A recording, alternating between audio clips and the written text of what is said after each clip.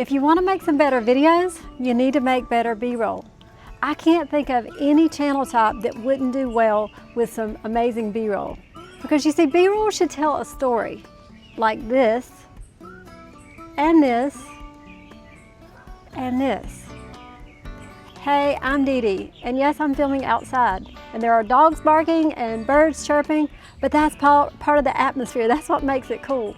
But by now, you know two things already in this video. You know, one, I'm going to teach you how to make some B-roll.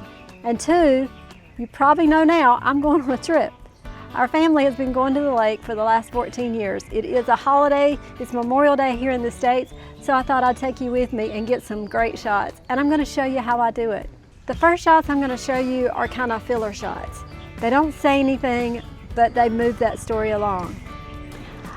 I mean, what better way is there to show that you're going on a trip other than the packing, the actual leaving to go on the trip, the flowers that I'm leaving behind that I'm afraid that are gonna die if it doesn't rain, closing the door, closing the garage door, turning off the lights, all those things are little filler shots. And right now I'm gonna show you how I'm filming my flowers over here.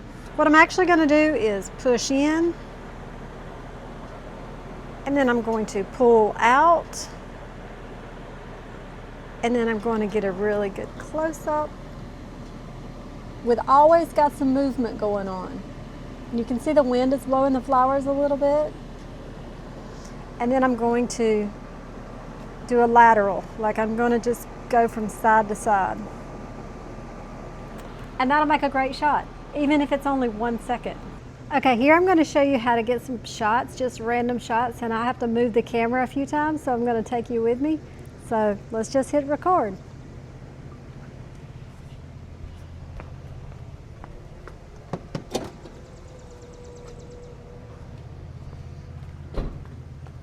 Okay, now I'm going to go back, move the camera, get a shot of me opening the door.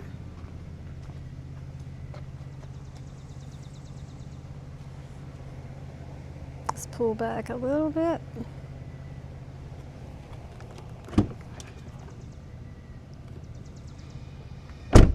Okay, and then I'm going to get a shot of me getting in the car. Come at the right angle. You want it to look like I just came from the back of the car and I'm just going to get in.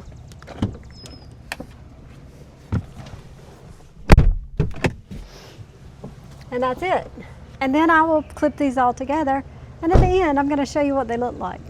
So what you're going to see here is that I have put this camera at an angle so that I can see my car as I'm driving off to get another, just a little short clip, just like I said, to move that story along. We're going to press record. And here we go.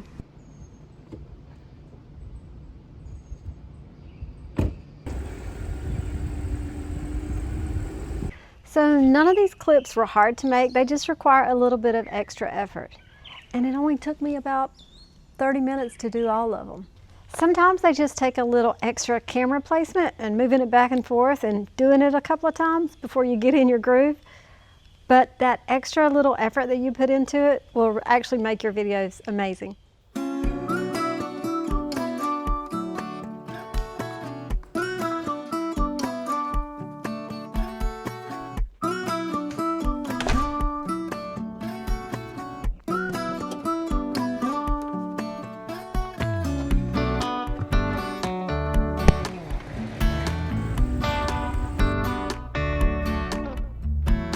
So next I'm going to show you my journey to the lake. My husband had to work today, so I'm going down alone. So I don't have any help filming, so I don't have anybody to follow me around in the stores or film while I'm driving, so it's all just me.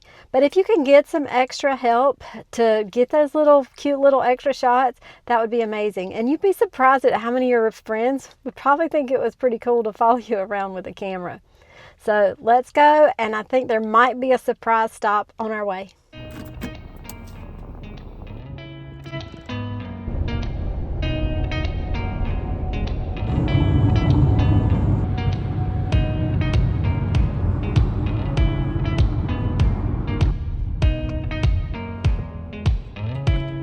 Okay, so before I go into the world's largest gas station on one of the busiest holiday weekends of the year, I wanted to tell you how I thought about and how I do think about getting B-roll. I don't just film and then decide what I'm going to do. I actually script it all out. I get my shots in my mind of what I want to do and how I want that, as we said before, how I want that story to move along.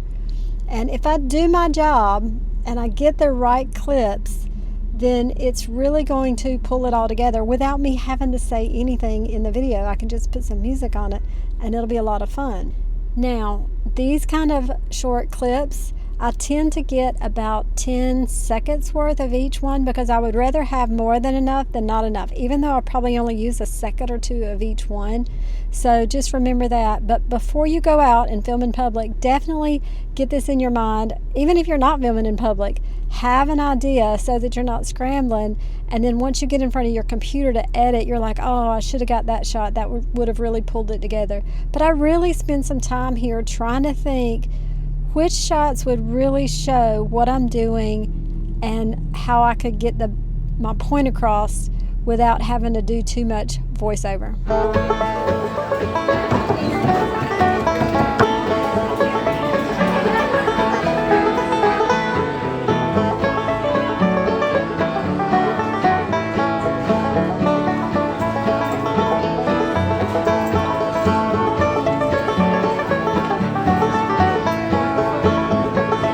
So every shot you just saw inside of Buc-ee's was just an iPhone. No tripod, no microphone, no nothing, just an iPhone.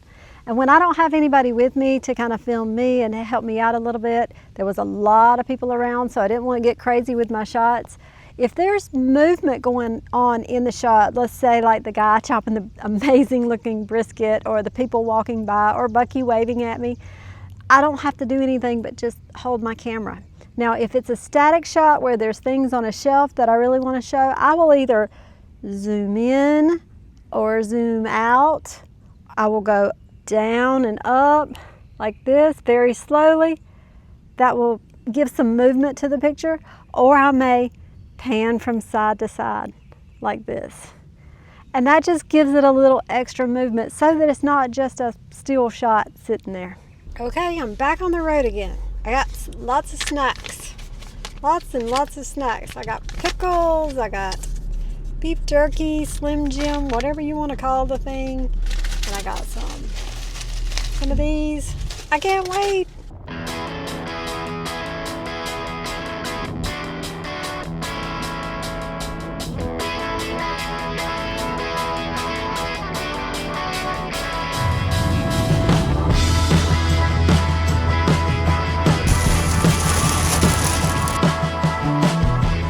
Okay, so all of the shots that you just saw were filmed with three things besides my phone. They were filmed with this magnetic phone holder that goes into my vent clip in my car, and I can just pop my phone on it and turn to the front camera and roll with it. And then I have this handy little thingy, whatever you want to call it here, that attaches to a window in the back of your phone. And I can attach it anywhere and hit record and go. It will work on the front camera or the back camera. And the other thing that I use is my DJI wireless mics, because that's the #1 rule in filming. You have to have good sound quality, and if you've got good audio, then everything else, they'll give you a pass on. Okay, so these next few shots I'm about to show you are, I'm going to show you a wide shot, a medium, a close-up, and a point of view.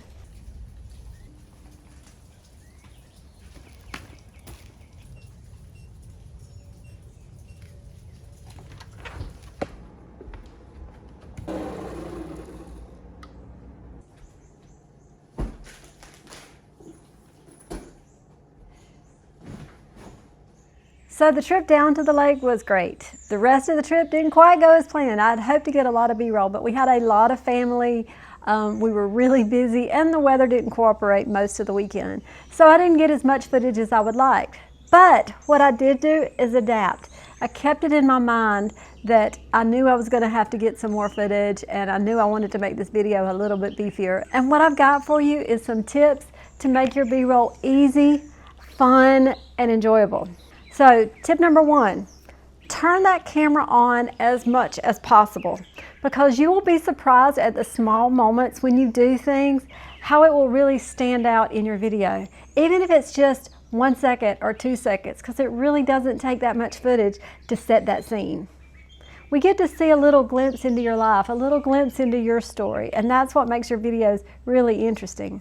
Number 2, keep it organized. This, you will thank me later. I mean, this one is a huge one. I actually have a folder on my computer labeled random B-roll, and I'm always going back into it looking for footage, because I can always find something. Even if it was from a year ago, it could still be relevant. It does not have to be filmed on the day that you're filming your YouTube videos. It doesn't have to be filmed that week.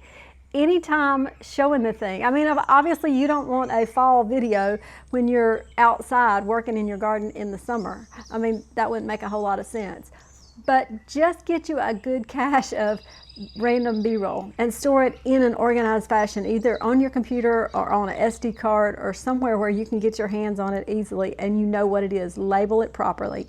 Number 3, get several angles of the same shot. That kind of shows us from a different perspective and a different angle of what you're actually doing, and it can really help us form a better picture in our minds. Ask yourself this question: you want me to put the camera where? Because that strange little spot may be where your best angle comes from. Number 4, we've already talked about this, plan your shots ahead of time. Get it out on paper. Here's what I do. I have a notebook and I just plan everything out exactly where I want to be. Now, some things do just pop off on the top of my head and I'll decide to film it there, but for the most part, I have my shot list down before I ever get started. And number 5, have some fun with it. If it feels like a job to you, you won't do it. So use your creativity. You didn't become a YouTuber because you weren't creative. You are a creative. Use that creative side of your brain to come up with some great angles and some great shots, and just show your personality, show your style, and have fun with it. If you dance, dance. If you laugh, laugh. Be yourself. And today I kept it simple. I used a phone, I used a tripod, and a couple of other small tools like my mic and the little thingy that I showed you earlier. You don't have to make this complicated. The easier it is on you, the more fun you'll have doing it. And if you want to learn a little bit more about B-roll, I got some other shots on another video and I'll link it right here. And I'll see you on the next one. Oh, and here are some random clips from the lake. Bye. Open my eyes, I slept through the day. Slept through the day, feeling uneasy, I push it away. Push it away. Last night was fun, don't feel like today. Feel like today, let's do it again, let's go on a date. 'Cause tonight I'm gonna take you out.